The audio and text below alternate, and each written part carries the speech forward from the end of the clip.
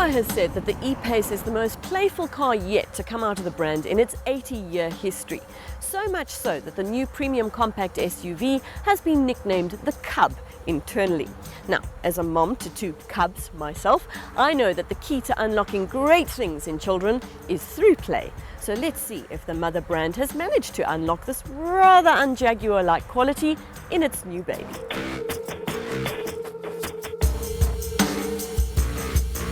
From the outset, you'll find some cutesy surprises as you move to unlock your new E-Pace. A puddle lamp shows Mom and her cub, a design you'll also spot tucked into the bottom of the windscreen. From the cockpit, you'll see paw prints in the center console mat, on the seat tags and in the center cubby. But for all its playful elements, the E-Pace interior is actually quite grown up. No, strike that. That's an understatement. It's advanced to the point of being the most connected Jaguar yet. Just scroll through the myriad of menus and you'll see. The car can act as a Wi-Fi hotspot, supporting up to 8 devices. There are USB ports for all 5 occupants, in case your cubs need to charge their little iPads. And the E-Pace is the first Jaguar to sport an activity key, which means your cub can technically go surfing or hiking with you.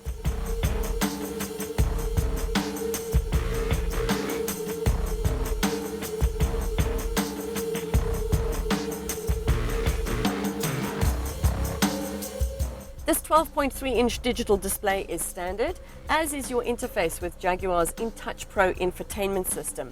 I find it a little bit too fussy. There's a lot of menus, there's a lot of buttons. It's quite distracting, but I guess as an owner, once you initially set up and configure your car the way you want it, you'll have everything at your fingertips. There's a heads-up display and navigation is standard across the range. And what a range it is. In South Africa, we'll have 3 diesels and 2 petrol engines, all featuring Jaguar's 2-litre turbocharged Ingenium engines.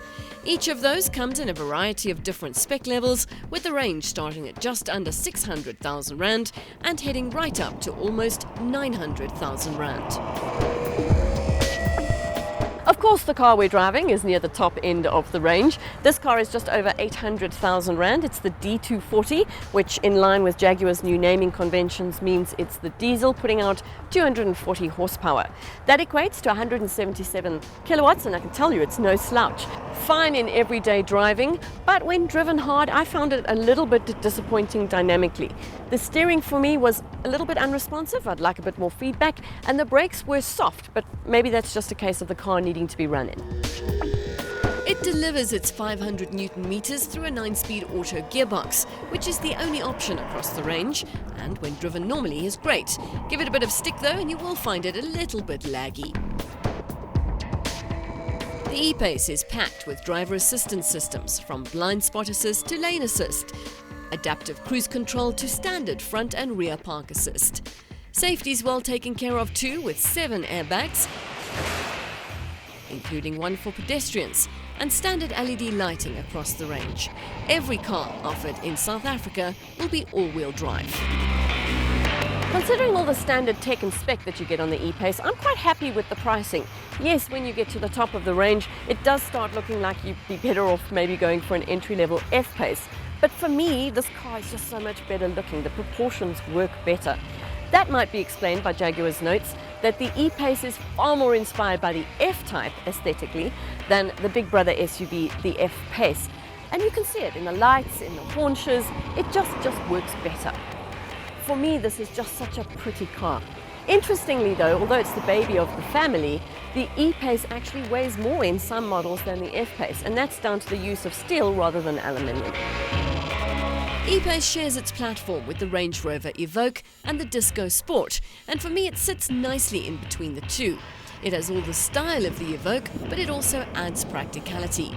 It's more affordable, like the Disco Sport, but in a much more refined and well-specced package. While it is definitely more practical than an Evoque, I wouldn't call the back seats spacious as such. Yes, they're very comfortable and there's more than enough room for little old me, but I think any bigger than that and you might struggle. Headroom though is definitely better than an Evoque. The boot's not bad, with Jaguar claiming it fits up to 5 suitcases. That must be hand luggage. In the center console, you could probably fit a baby Jaguar, thanks to the flexible options for storage. In the world's fastest growing segment of premium SUVs, this new baby does fill a fairly large hole in the compact subsegment. I would like to drive an entry-level model to see exactly what you get for 600,000 Rand, but after driving this model the whole day, I can safely say the Germans have a good fight on their hands.